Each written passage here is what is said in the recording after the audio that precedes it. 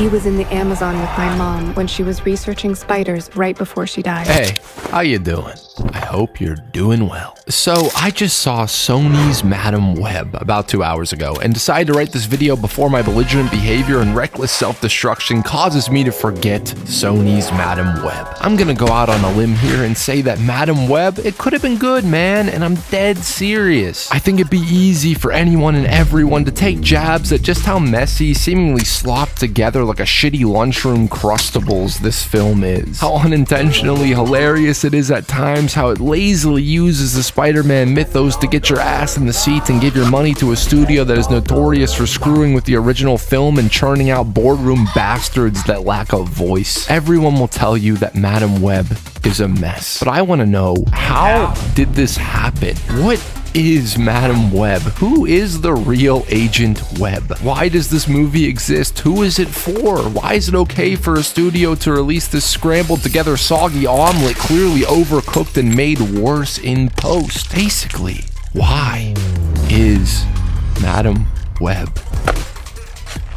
But first, one of the worst parts about making a YouTube video is finding the right music. Music makes the magic, supports the video in ways that are unmatched, and you can find the perfect track without hassle nor worry with Wondershare Filmora. Filmora is a video editor for beginners and those experienced cynical pros, and with their new and improved AI enhanced and assisted features, anything is possible. Their newest major update for AI translation, speech-to-text bilingual subtitles, commercially available audio, and AI-assisted music generator makes everything a breeze. Want to communicate in any language and reach an entirely new audience? Want to say, damn man, Sam Raimi's Spider-Man 2 is the best? In French, thwip. There you go. C'est le meilleur. How about we translate that subtitle text into German? Blammo, just a few clicks and you're ready to party. Same goes for their royalty-free music generator, which finds the perfect sound and vibe for your video without the hassle of trying to track down sound effects and tracks that you may not own the rights to. Need an epic music swell for your trailer? Drag it into the timeline, just open up Filmora and browse through their hundreds of royalty-free effects and tracks that fit your mood, tone, and vision. You want something epic, dark, and cinematic? Click,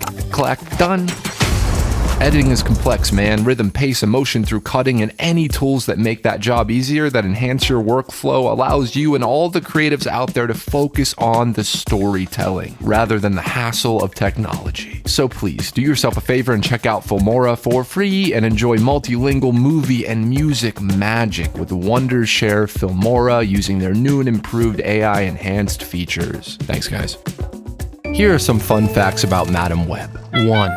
It is directed by S.J. Clarkson, and you might not know her name, but you definitely know her game. She's not new to making Marvel media. She directed the first 2 episodes of Jessica Jones, which are absolute bangers filled with wonderful, painfully truthful storytelling. She also directed the first 2 episodes of Defenders, which are probably the best 2 episodes of Defenders. She also has directed some episodes of little-known shows, you might not have heard them, man, like House, Dexter, Orange is the New Black, and fucking Succession. So hot! 2. The film was shot by Mauro Fiore. Mauro Fiore served as cinematographer on many, many movies, including James Cameron's Avatar, Training Day, and of course, Spider-Man No Way Home. But the meme is, and you can fucking quote me on this, Madame Web is shot with far more creativity and texture than the bland-looking COVID kitchen sink that was No Way Home. Do I think that makes Madame Web a better movie? Nah. But do I think it's a prettier movie? Yeah, there is composition here, not just medium shots. There is color here, not just muted grays. There is lighting, storytelling through visuals. Is it The Godfather? Would it end up in the fucking Criterion Collection? No.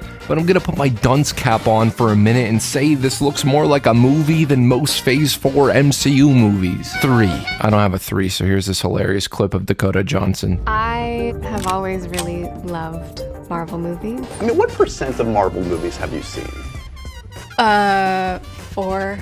15 minutes of one. There you go. Point is, by all means, you pair this cast with this crew together in the kitchen and you should have something more than whatever the hell came out of the oven. Because what came out of the oven is hilarious. Dude, I love these Sony movies and I'm not afraid to say it. I'll shout it from the rooftops. Give me a t-shirt. Venom 2 is the queer-coded romantic love story that is so campy and unapologetically goofy. Morbius is so freaking stupid with a central performance by an actual vampire who is taken taking it so very seriously. Craven feels like the R-rated Dog the Bounty Hunter counterpart to John Wick. What is your problem?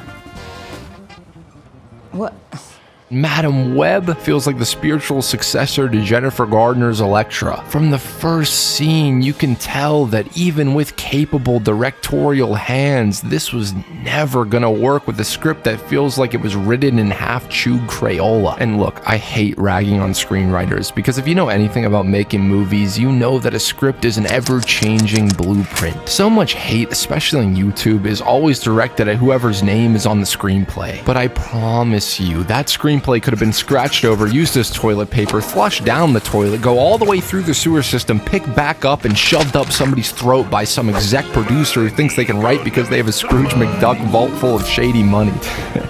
I have no idea if these credited writers wrote the line, "When you take on responsibility, great power will come." That sounds like something thrown into ChatGPT and forced out into the world. I have no idea if a human being decided that all these characters should be one-note archetypes. The performances are fine here, but I feel so horribly terrible for any actor, any storyteller who has to deliver this ham-fisted expository nonsense for 2 hours. Any human being forced to operate in a world where people are not human, rather exposition factories and lore builders. That's what these actors are working with, and they somehow elevate it with a kind of smirky camp that makes everything easier to swallow. I mean, the kind of script they and we are dealing with here is the kind where a cynical main character with mommy issues uncomfortably receives a gift from a child whose father she just saved, then proceeds to go home, look at the basic cartoon drawing of a perfect family. Oh boy, wouldn't that be nice to have? And then feed a stray cat while uttering the words, "Us strays need to stick together." This is the kind of script where the bad guy explains his evil villain plot after banging an FBI agent he met at the opera 2 hours ago. Speaking of bad guy, Ezekiel here is like a cross between Moreland and Ezekiel. I don't know, man. Why is he even here? Like, he wears the nice suit, walks around barefoot, has the powers of the spider totem nonsense, but holy shit, do I feel bad for Dahar Rahim. I'm not pulling your 8 legs. That's a terrible joke. When I say that every other line of his sounded like ADR, bad ADR, not even trying ADR. Like, I know I'm getting fucked over by the studio and whatever my character originally was is getting scrapped, so I'm giving you the most asleep performance I can in the booth in hopes that you salvage all the work and energy I put into the film on set. Kind of ADR. I feel like that and everything is because this movie is edited like Sony has something to hide. Almost like the original plot is buried underneath, hidden in one of Cassandra Webb's visions behind the hilarious glasses she throws on at the end of the movie. What was Madame Web originally? What was the original story? I got a few ideas. The original Web. So this is all hearsay, rumors, theories, grains of my shitty salt. Okay, so if you didn't know, Ben Parker is in the movie, and he's kind of awesome. Like, the best part about it, I mean that too. I love seeing young Uncle Ben Parker being a paramedic, always helping people, and played by Adam Scott. That's great casting. That's so cool, man. Same goes for Mary Parker, played by Emma Roberts. That is also a very fun idea. And so I like to think the original plot of Madame Web revolved around Ezekiel trying to stop Peter Parker from being born. And because of Cassandra and Ben's close friendship, she catches a vision of that. She knows that baby Pete is gonna get popped, so she has to assemble the team of Spider Women and protect Mary and Ben. I mean, that makes a little bit more sense than what we get, right? That's definitely more investing to an audience who would only ever see this movie because it's vaguely related to Spider-Man. Why else cast Adam Scott and Emma Roberts as such iconic characters that here in this final cut are way smaller roles than anybody would have thought? Why else have every single line of motivation for Ezekiel be re-recorded in post? Why else edit the movie this way? I remember reading a rumor, and this could be bullshit, that Sony was trying to get my boy Andrew Garfield to appear here. And dude, You can go all the way back to my original Venom video where I've said, continue to, and will always say that all these Sonyverse movies feel like they kind of fit perfectly in sync with Mark Webb's Spider-Man. Not saying they're as good, but the tones, the styles, the focus on the magical healing spiders. So my honest to gonest headcanon is that the original idea behind this movie was Madame Web being forced to assemble who will later become the Spider-Women to protect an unborn Peter Parker, who will later grow up to become Andrew Garfield's take on the character. I'm not saying that plot would have been any better, but it would have made a lot more sense as to the why factor of Sony making a Madame Web movie. But when asked about why Madame Web, a Spider-Man character, does not directly relate to any other Spider-Man adaptations, a producer on the film had this to say. We made a decision early on that the advantage in the story was to not attach it to all these other stories. I think some of the superhero fatigue that people talk about is because those movies are often not about the central character.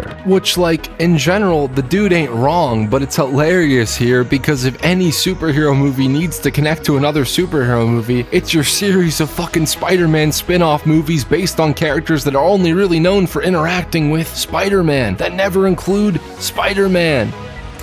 It's just hysterical, man. It's a sitcom gag how far the editing goes to remove any trace of the name Peter. Like, yeah, go ahead, say the name Ben, Mary, Richard, Parker like 40 times, but not Peter. That's a step too far into the connectivity. Yeah, that will make the movie more appealing to audiences, not name-dropping Spider-Man. I don't even know, man. Maybe they realized somewhere along the way that giving the spider the animal totem, mythical and mystical meaning is something that should have died in the early 2000s. Like here, there are these dudes in Peru who run around with webs or ropes or something vaguely resembling a prototype Spider-Man costume, hopping around trees, protecting the innocent with their prototype spider powers. I hate that angle, even in the J. Michael Straczynski Spidey run, which by all means I love a lot of. I just think giving mystical meaning to Peter Parker takes away from the myth that he later forges on his own. You know what I mean? What's cool about Spider-Man is the idea that this young man from Queens can become an icon, craft an identity that later becomes mythical while also trying to pay his damn rent and fall in love. Making Spider-Man fate, legend rather than circumstance and tragedy takes away from Peter's own sense of character. If he is destined to be responsible and self-sacrificing like all the other Spider people, there is no point nor weight in the power of him having to discover that on his own. I adore the ending of this movie, which goes all in on the Peter Parker is destined to be a miserable fuck route. Me and this older gentleman, who was the only other person in the theater, were cracking up as the credits rolled. That legend who sat in front of me kept checking his phone. I think he was Googling how this all relates to Spider-Man, and I swear I'm telling the truth. Swear on the spider god Arachne. Anyways, there's this one line, one of many that cracked both of us up. At the end of the film, the spider teens tell Cassandra, who is freshly blind, freshly paralyzed, and still in the hospital, that Ben is enjoying being an uncle, because being an uncle is like being a fun dad with not nearly as much responsibility. To which Cassandra jokes back, that's what he thinks. Or so he thinks. I don't know, I saw the movie like an hour ago and I don't remember. The entire ending is such a bleak tragedy, played like it's a heroic, triumphant victory. Cassandra is blinded, crippled, and forced to suffer the horrific burden of seeing the fate of all that are around her. Like, can you imagine Ben Parker coming for a quick visit with little Pete? Little cute, clueless, chubby toddler Peter Parker is just trying to get a damn cookie when Cassie is hit with visions of his future. A future in which Mary and Richard tragically die, causing Peter to be an orphan, growing up without ever really knowing either of his parents, then going to live with Ben and May, only to be bit by a different kind of super spider, only for Ben to get fucking capped, only for Pete to become this vigilante out of guilt, only for him to fall in love, lose that great love, face death at every single fucking turn, and have the most depressing, stressful, and overwhelming life of all time. Hope you enjoy the cookie. Her visions ain't no gift, ain't no power anybody should want. But you know, superhero music, roll credits. Let's go back to the why. Why make a Madame Web movie that fits snugly into the modern day superhero movie trend of having nothing to say, nothing to offer? Why go through the horrific pain, joy, passion of crafting an entire film for a character that most people barely remember from the 90s show? Why hire S.J. Clarkson and so many talented storytellers to shoot and then cut their vision down to easily digestible slop? I can't answer that. What I can say though is don't blame the premise. We gotta stop saying Morbius is vampire shit on a stick because Kevin Feige didn't produce it and it's not in the MCU. We gotta stop saying that inherently a Madame Web movie has to be laughably mediocre because Madame Web is a silly character. That's lazy, man. You can make a great movie about any subject, no matter how ridiculous. You can make a brilliant award-winning film about a toilet paper roll struggling to find its way to a recycling bin, as long as you have the passion and craft to back it up. Madame Web had all the tools at its disposal, a solid cast and crew, interesting ideas with the mythos as far as Ben Parker is concerned, decent and well-directed practical action where Spider-Man-like characters hop around in ways that we haven't seen before. They could have gone all in on how terrifying it is to have clairvoyant powers, how dreadful it must be to have that thrust upon you seemingly at random. Go all in on the idea that Cassandra knows her only friend is going to die, but that his death is what inspires his surrogate son to save so many lives. They could have done so many things that had weight, impact, power. Well, she is a female superhero. Her power is clairvoyance, and I would describe it as a psychological thriller. I was really blown away by the film. I would have loved to see a psychological thriller, but whatever this final edit was, I promise you, it does not feel anything close to a psychological thriller. Maybe S.J. Clarkson signed on because she thought she could make that, a superhero psychological thriller. But the problem is the same problem as all the other Sonyverse movies, scripts, mandates that do nothing new, that try to appeal to every single person and creature on the planet while playing it safe in an ever-dying genre. I've said it before and I'll say it again, the greatest problem the Sony Spider-Verse movies have is the fact they are afraid to be anything other than superhero movies. Morbius could have been a fun, smaller budget horror film set in a world where Spider-Man exists. Instead, it was a generic superhero origin story. Venom, bless his wonderful heart, is forced into PG-13 action comedies that never break the mold. And Madame Web is operating on the idea that in order to appeal to the widest possible audience, you must play everything so safe, so corny, and so cliche without taking a single risk. The solution isn't complicated. It's really not. It's simply focusing on storytelling and letting storytellers shout their voice through the characters that have spun their webs in Spider-Man's world. The character of Madame Web ain't the problem. It's why Sony chose to make this movie. It wasn't to say anything new. It wasn't to make any of us feel anything we haven't felt before. It was to maintain the rights to Spider-Man and make a quick buck.